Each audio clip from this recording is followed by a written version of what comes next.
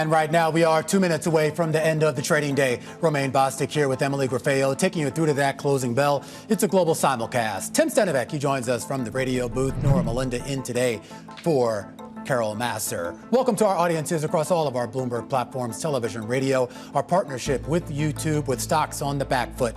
To start a week, Tim Stenovec, that historically would be a little bit of a snoozer. I mean, it's the last week of August, and there's a lot going on. It is. There is a lot going on. I mean, we got Friday, and we got the Jackson Hole Economic Symposium. I hear Mike McKee's already out there, and I guess Tom and Lisa are going to be on their way pretty soon. But before that, we have Nvidia reporting. We'll get that on Wednesday. Did I hear Emily talking about Bitcoin just now?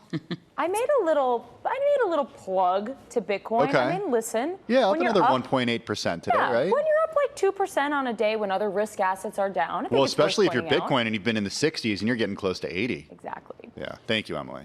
You know, you're talking about how busy this week is. We've got, as you mentioned, Jackson Hole at the end of the week and Nvidia in focus, but also PCE. We're going to be getting that on Wednesday as we still continue to watch and monitor inflation. And we know that PCE is the Fed's preferred measure. So maybe that might perhaps be a tee up for what Kevin Warsh is going to say on Friday to an extent. Yeah, kind of a weird week here because, you know, most people would be away. And we should point out volume in the equity market is light, about 20% below the average at this time. But of course, that could change in a big way, particularly on Wednesday with that PCE data in the morning and Nvidia earnings after the bell. And then, of course, everyone's still awaiting Kevin Warsh at the end of the week. We get the closing bells to start the week. And you actually saw a little bit of a bid come back into this market as we got closer to those closing bells, particularly when it comes to the Dow Jones Industrial Average. It had spent a good portion of the session in the red, but we did see a little bit of a spike into the close. Now up about 140 points or 0.3%. The S&P 500 is lower by 21 points or 0.3%. The Nasdaq Composite down about 0.8%. The Nasdaq 100 down 1%, and the Russell 2000 closing out the day down about 0.8%.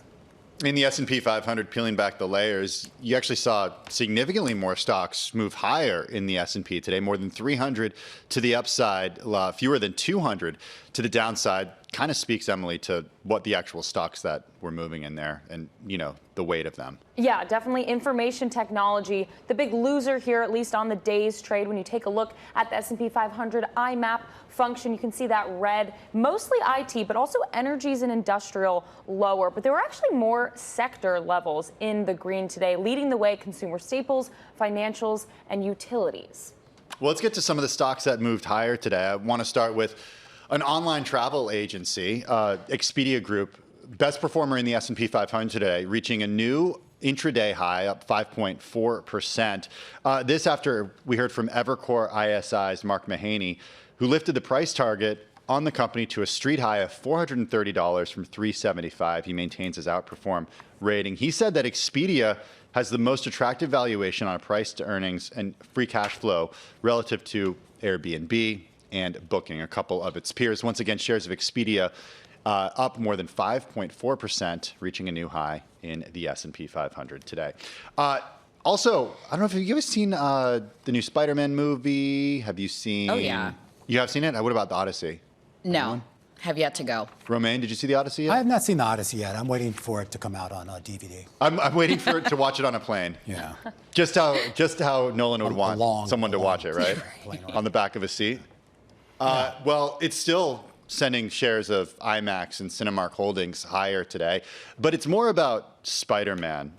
Over at B. Riley, Drew Crum said that this weekend's gains were solid. We saw IMAX shares move higher by 3.9%, Cinemark up close to 5%. Spider-Man Brand New Day brought in over the domestic box office close to $130 million. That was up 64% year over year. Excuse me, that was just the box office, not just that one film. The Odyssey did bring in more than $19 million over the weekend. I was going to go see it, and then I found out how long it was, and I decided, you know, we're going to go get dinner instead. So we didn't do both of those things. Finally, watching the Spider Gold ETF. GLD is the ticker. This as gold. It continues its run higher, up 0.8% today, climbing to the highest in more than 3 months. The U.S. Treasury's intervention in the bond market, reviving some concerns about fiscal policy and its impact on the dollar. The Spider Gold Trust today higher by just about 0.8%. Gold hovering around 46.80 an ounce. Well, there's quite a few decliners that we can look at this afternoon. So I'm looking at shares of Nvidia, SanDisk, Micron, as you keep an eye on some of those memory chip makers there. So Nvidia down, actually seeing its worst streak since 2022, that's September, down for a 7th straight day when we look at the losing streak. And essentially some of Nvidia's biggest customers, we're told prices for certain AI servers are going above 15%. So you saw that not only weighing on SanDisk, but also Micron. And all of this really in the lead up as we keep our eyes on Nvidia earnings that are due after the closing bell on Wednesday. But a big story today was also tariffs, of course, between the U.S. and Canada. And we did see a double downgrade on Canada Goose. That's a name that I'm watching. The stock falling about 5% on the day for 2 reasons primarily. That double downgrade to underweight from overweight at Wells Fargo. And the 2 things that the analysts are pointing out is, one, the tariffs, as I mentioned. They're essentially thinking that the company should be facing more macro risks like the 50% tariffs that the U.S. put on Canada. But separate to that, warmer weather and El Nino continuing to be in focus. When we take a look at this company and others, maybe people aren't actually going to be rushing to get a parka if it's not as cold of a winter as we've seen in the past. And lastly, looking at Hims & Hers Health, this is a stock that we continue to keep our eyes on, down about 8% at the closing bell. We were talking about this earlier with our very own Avalon Purnell, and essentially we're learning that Visa put the company on notice for the fact that it was getting excessive customer complaints, credit card disputes. This is because all these customers were upset about its weight loss subscription. Starts out at a $39 intro membership and actually jumps to $149 after that. And this is all not including the drug cost there. So you saw that weighing on shares of Hims & Hers.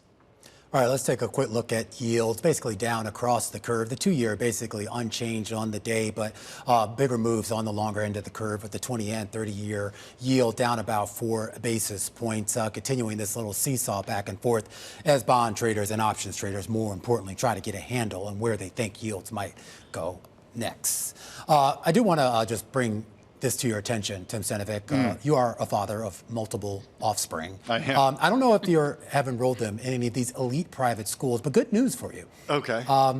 We're actually starting to see more financial aid packages, despite the fact that a lot of the people sending their kids to these schools, in theory, would actually just have the cash to pay out themselves. We're basically talking about people who maybe make households, I should say, that make as much as $500,000 a year now being offered basically, some way to sort of subsidize that education. And that's largely because a lot of these private schools, they're struggling to kind of hit their intro targets. Well, it could be because tuition has gone up so much at these schools. I mean, we're talking for boarding schools, like Deerfield, for example, upwards of $80,000 a year. Even day schools, $50,000 a year, Emily. But look, I mean, there are plenty of parents who can afford to pay full freight at these places, and we'll actually stop at nothing to kind of pay as much as they could for an excellent education, which many people argue these schools offer. Yeah, but I mean, it's all and coming. An experience too. Yes, of course, the experience of being at boarding school at the ripe age of 15. I mean, it is coming. What's the experience for the parents who have to pay all this money? Just asking for a friend. No kid. Question that needs answers. Yeah. Okay. Quiet. The cost of living is going up, though. This is something that I do want to point out. Our very own Aaron Hudson, writing this article and pointing out that investment advisor Smart Asset now estimates a family of 4 needs roughly $200K a year to live comfortably in San Antonio or New Orleans. In New York, that figure rises to almost $340,000.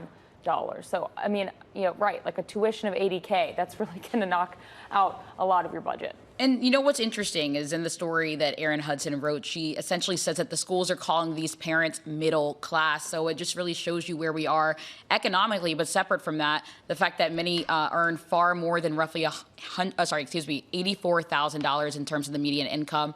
But it's $150,000 to about $500,000 that can qualify for that help. Okay. Don't worry, the cost will continue to go up. My kids are too young now to be thinking about this, but for us to be thinking about it. Yeah, maybe we can talk about college another day, too.